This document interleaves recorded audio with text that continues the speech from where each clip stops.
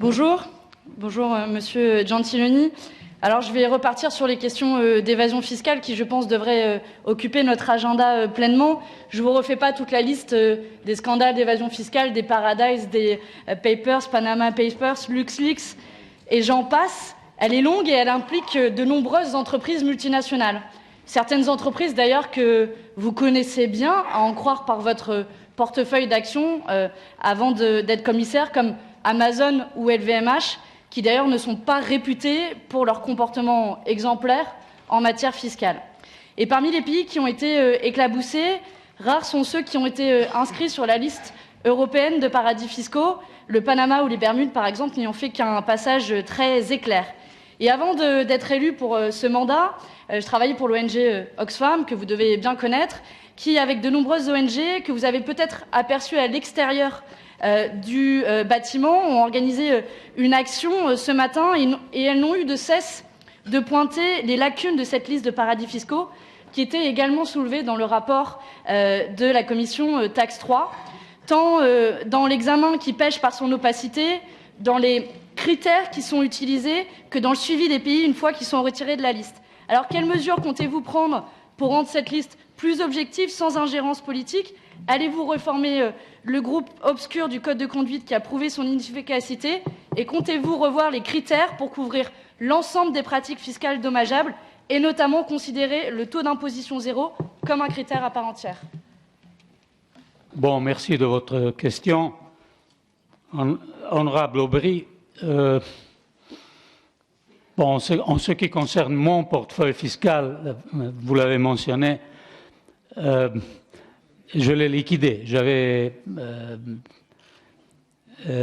l'avais déclaré avant d'envoyer mes documents à le comité Yuri. Ce n'était pas un portefeuille millionnaire. J'ai lu dans quelques journaux italiens que c'était un portefeuille millionnaire, mais en tout cas, il a été liquidé. Je crois que vous avez parfaitement raison sur le fait qu'on doit être efficace et, si possible, plus efficace dans le contraste aux paradis fiscaux. Est-ce que ce que nous avons fait dans les dernières années n'a eu aucune efficace? Franchement, je ne le crois pas. Mais quand même, je ne suis pas en train de défendre quelque chose que j'ai fait personnellement parce que je n'étais pas ici, mais je pense que le Parlement doit être fier du fait qu'il y a eu des progrès. Aussi la blacklist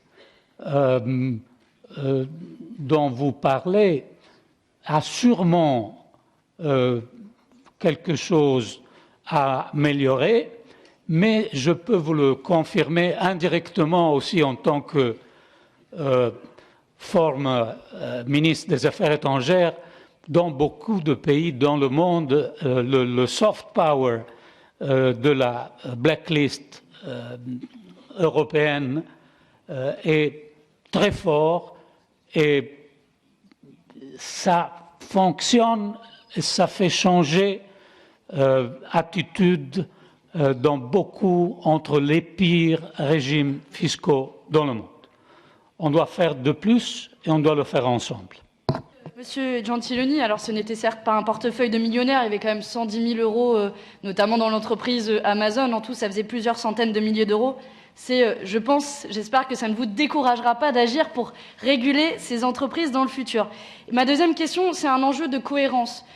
Vous le dites, on va sanctionner les États qui sont listés sur la liste de paradis fiscaux, mais qu'en est-il des États membres de l'Union européenne, des États comme l'Irlande ou le Luxembourg, et comment l'Union européenne peut-elle être crédible quand elle abrite en son sein parmi les pires paradis fiscaux du monde? D'ailleurs, en réponse à mon collègue qui s'est exprimé avant, en fait, les pays qui bloquent au niveau européen, ce ne sont pas les gros pays, c'est plutôt des petits pays comme le Luxembourg ou l'Irlande.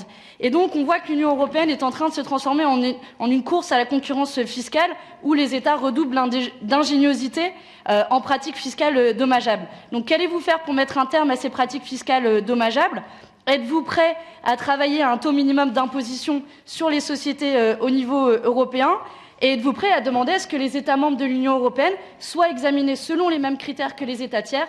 Et question bonus, en parlant de sujets bloqués au Conseil, il y a le sujet de la transparence fiscale. Allez-vous débloquer le reporting public pays par pays? Merci.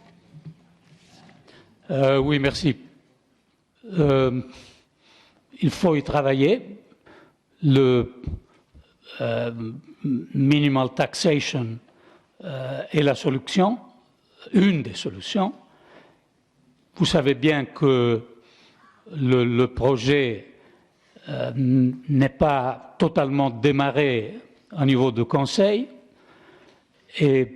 mais je crois aussi qu'il y a une mobilisation de l'opinion publique, une force du Parlement et pour ma part une claire décision du commissaire aux affaires économiques et je crois de la Commission. Et on y travaillera et on va trouver des solutions.